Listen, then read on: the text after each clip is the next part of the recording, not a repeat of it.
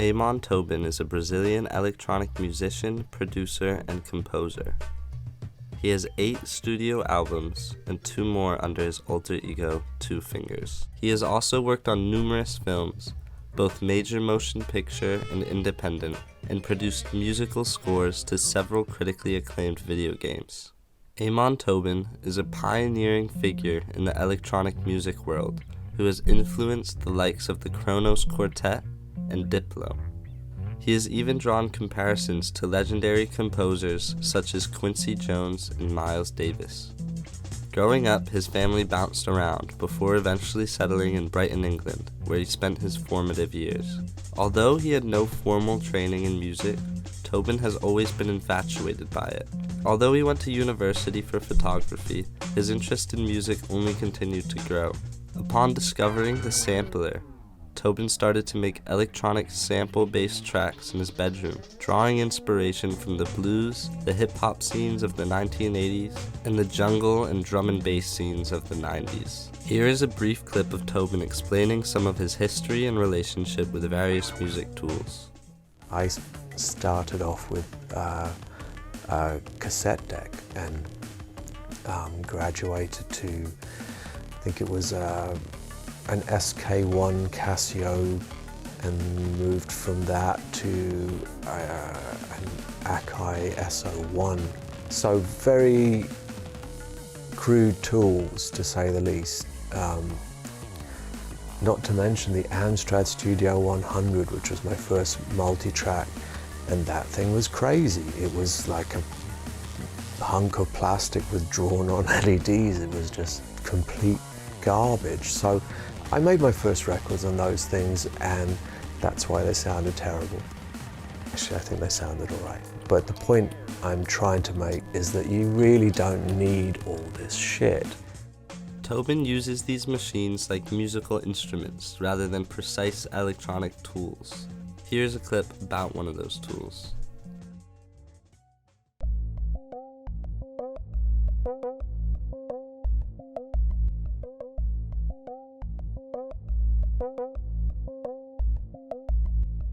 Alright, so what we've got here then is a small array of Rupert Neve Designs 551 induction EQs and 535 diode bridge compressors. I'm not really trying to get a whole range of different colors and tones with this rack. The function of this for me is to actually make the world's smallest 5088 console, but with diode bridge compressors instead of VCA compressors, which is perfect for me. To be honest, I rarely even refer to what's written on any of these, any of these values written on these knobs. I just feel my way around them, much more like I would a musical instrument rather than a sort of surgical tool. And yeah, I guess I'll just pass a sound through, a couple of sounds through, so you can get an idea of how I might use them or what they sound like.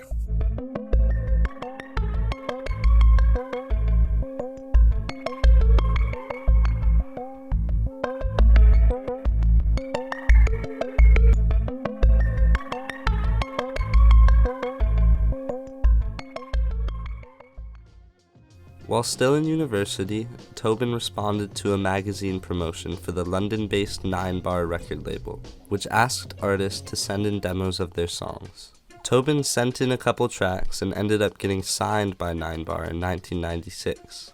This prompted him to drop out of university to focus on music full-time. Shortly after signing with the record label, Tobin released his debut album, Adventures in Foam, under the name Cujo.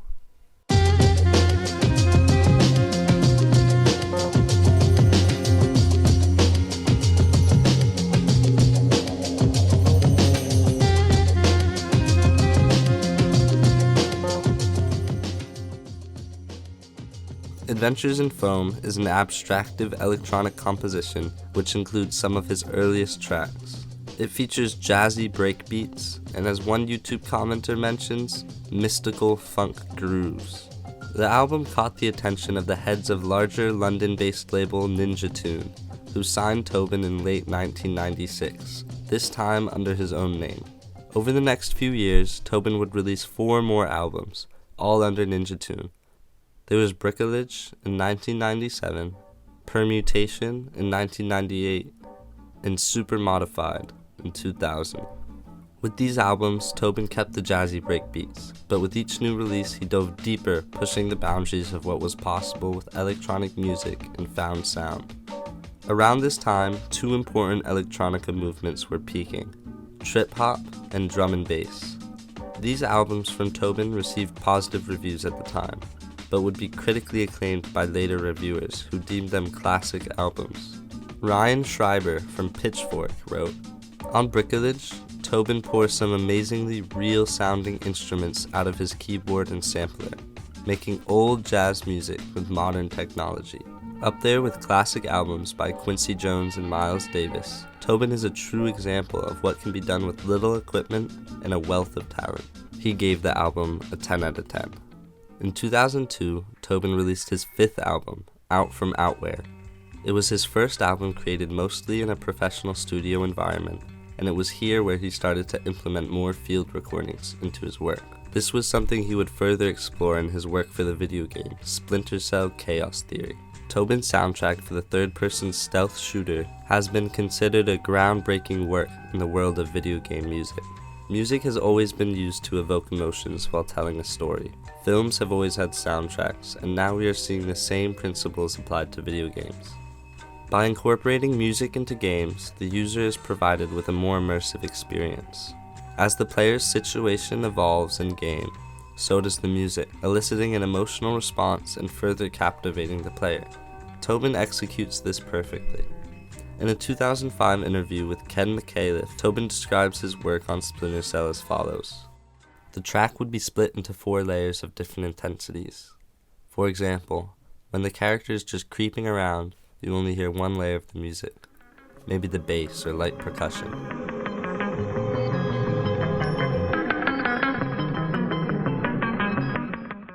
When a guard spots the character, there would be a transition into the 2nd layer of the track.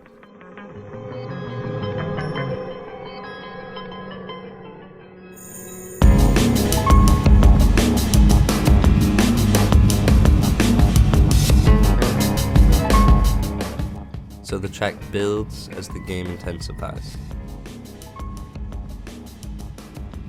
Not only was Tobin's Chaos Theory soundtrack perfect for the game, but it stands the test of time, simply as a really great piece of music, and some of Tobin's richest work, regardless if it is a video game soundtrack or not.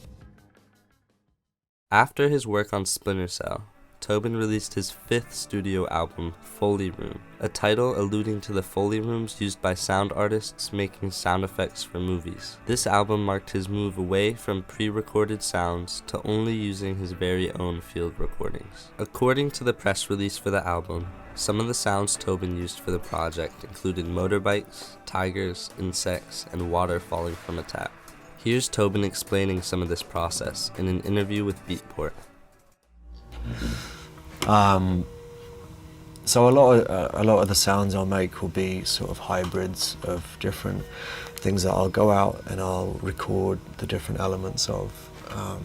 So maybe just some leaves or something, for the high part of a sound, and the middle part of the sound will be something else, maybe a synthesizer or some cutlery or something, and then as I go further down I'll try and get some bass tones, and in the end they'll all sort of morph as I play them, because you can play with the the sort of like like bending a string or whatever. At the end of the day, it's all just tools, and it's what you do with them. But I wouldn't ever say that, you need this to sound good, or you need that, to make a good tune. Or I really firmly believe that music comes from people, and people will make amazing stuff out of nothing.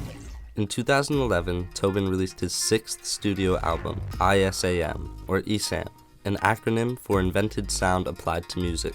According to renowned art critic Gita Dale, ESAM uses advanced synthesis processing and production techniques traditionally reserved for sound design and film. It proved an influential contribution toward recent approaches to music production in electronic music.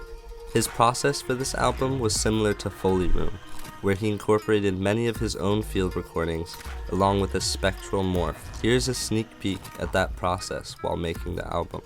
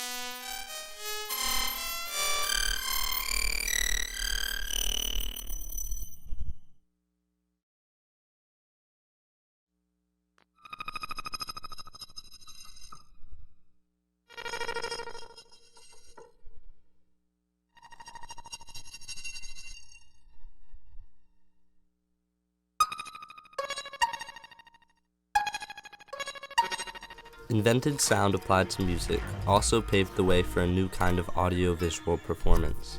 Using projection mapping, Tobin created a completely original and unique musical performance.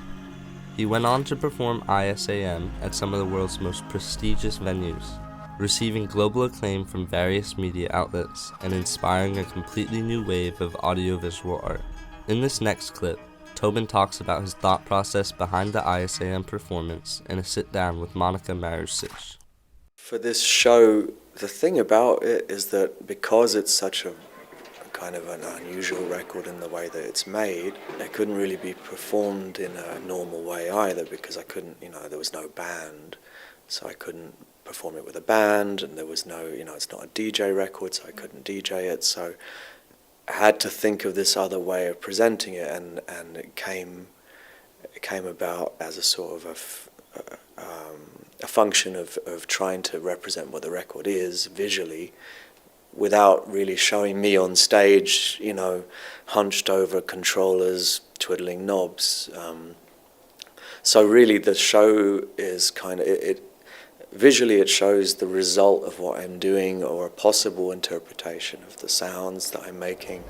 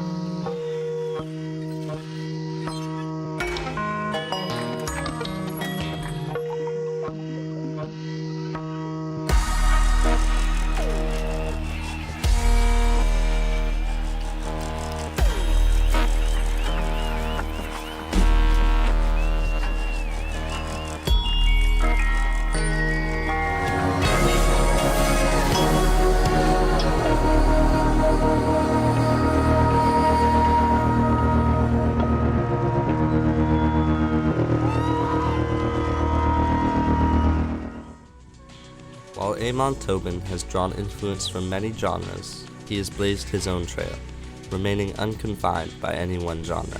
Pushing the boundaries of what is possible with electronic music, Amon Tobin has produced several classic albums, even prompting comparisons to some of the greatest composers of recent times. He has been an inspiration to many and is widely respected by musical artists and critics alike. His legacy is one of ingenuity, creativity, and curiosity. Here is Tobin describing what his music means to him in his own words.